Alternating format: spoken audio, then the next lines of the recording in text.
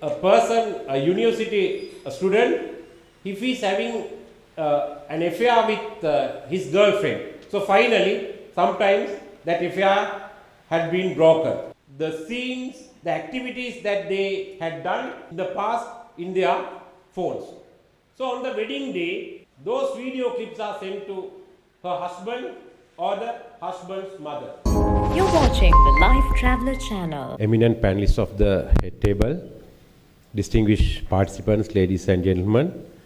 So I have the pleasure as the senior DIG of Sri Lanka Police and as well as an attorney at law to make this small presentation here, speaking few words about the police perspectives in respect of cyber crimes and cyber related crimes.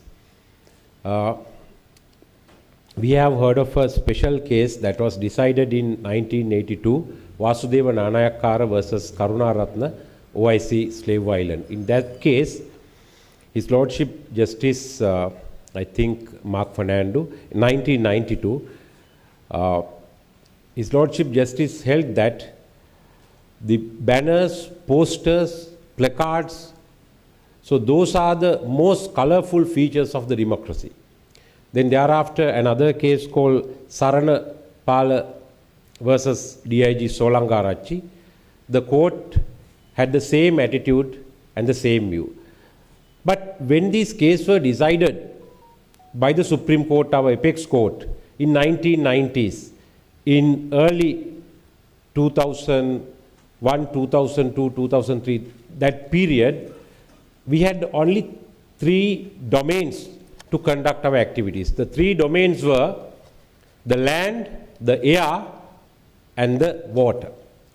But now we have another domain called cyber domain. 30 years back, if you are going to file a case under the section 345 of the penal code, that is called sexual harassment, so that particular act should happen physically. The both parties should be available physically. But nowadays, that offense could be committed through WhatsApp, through the Facebook. So therefore, another domain has been created. A British computer engineer called Tim Berners-Lee, initially, who invented the internet in 1989. Now, it has been completed almost 35 years. Now, without internet, we cannot do anything. And without food, we can stay during COVID period, being the police media spokesman. I know that people were not shouting if they don't have food, if they don't have electricity, if they don't have fuel, but if the internet connection is discontinued, so everyone is talking. And everyone was talking about freedom of expression, that is embodied in Article 14 of our Constitution. So that this particular concept has been extracted from the ICCPR or UDHR. But this particular right, can we enjoy this right without a limitation? When I was functioning as the media spokesman in 2021 during Corona period, by using a leading media institution logo, a person has created a message and it was circulated from 6 o'clock today. The government or the Director General Health Services has decided to impose quarantine curfew. This post was circulated at 5 o'clock.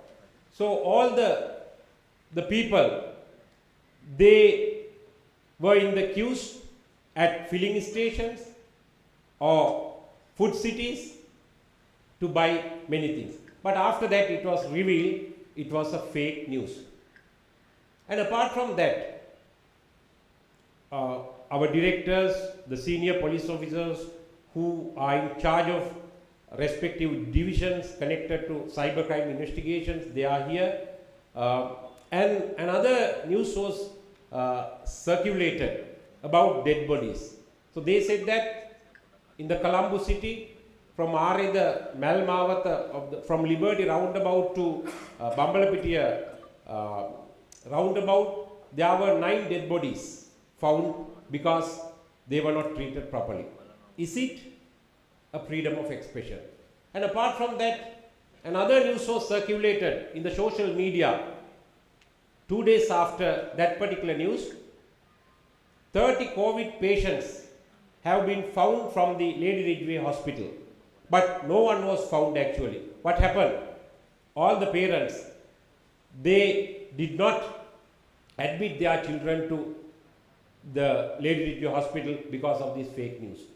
Article 15 of our Constitution, it is embodied the restriction process.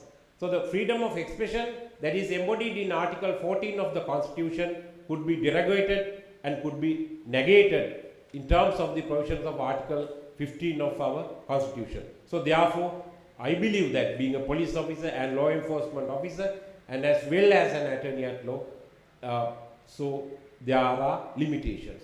But when those cases were decided, I mentioned several cases decided in 1990s, early 2000. So what happened?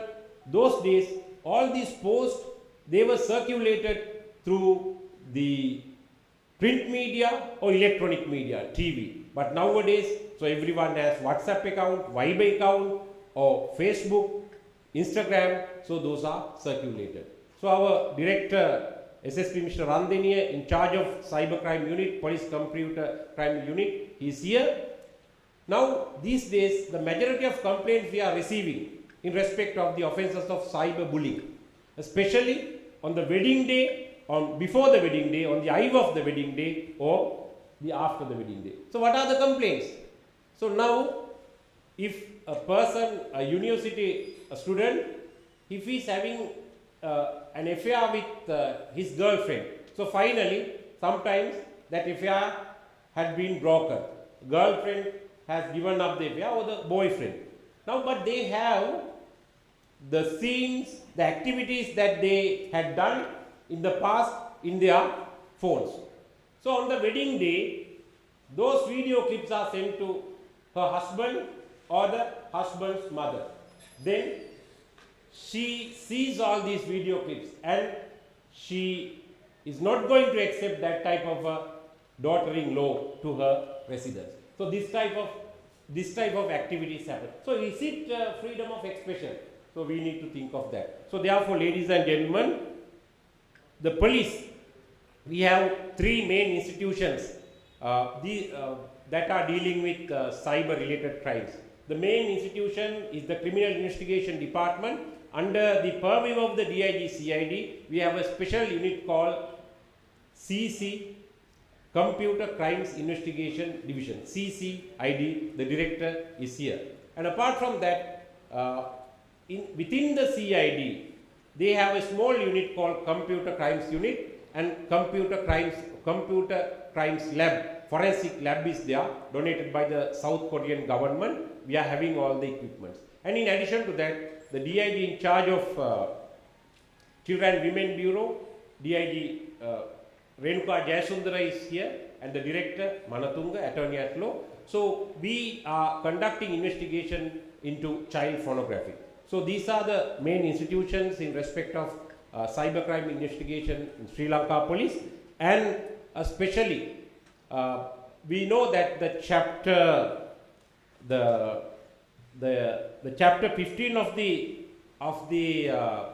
penal code, it has been chapter 19 of the penal code, it has been repealed in 2002, which means the criminal defamation chapter has been repealed.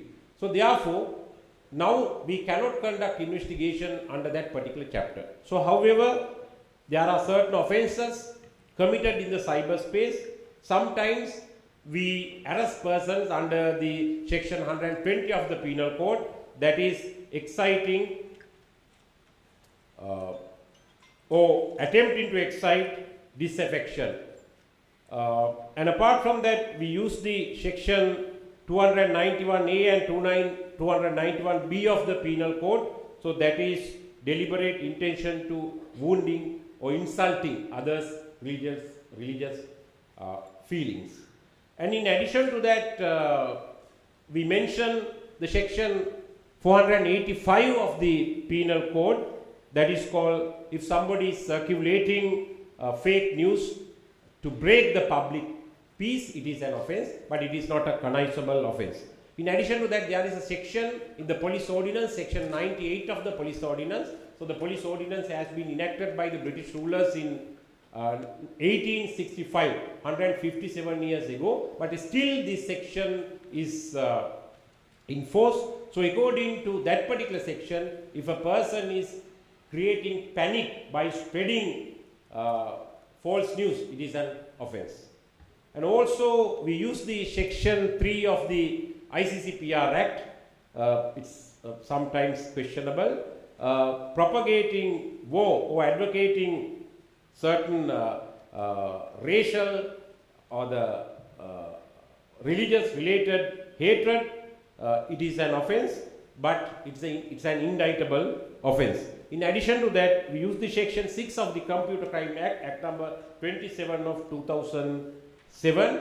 So, generally, if a person has used a computer and it is circulated the fake news or any news, it is harming to the national security, it is an offence. So those are the sections, at present we use as investigators to conduct investigations. In addition to that, ladies and gentlemen, our computer crimes unit, we have email address. So if you are going to make a complaint, you can make your complaint through the electronic environment. The email address is dir.ccid@police.gov.lk. In addition to that, if you need to remove something fake news or report, then this is the email address, report@cid.police.gov.lk. In addition to that, another email address we have, dir.ccid.police@gmail.com. And we have two hotlines in respect of the complaint entertainment. It is 011 2381 045 2381 375. So I think I have exceeded my 7-minute time. I have spoken 8 minutes. However, ladies and gentlemen, thank you for the opportunity given me, Mr. Abhirat. Thank you very much.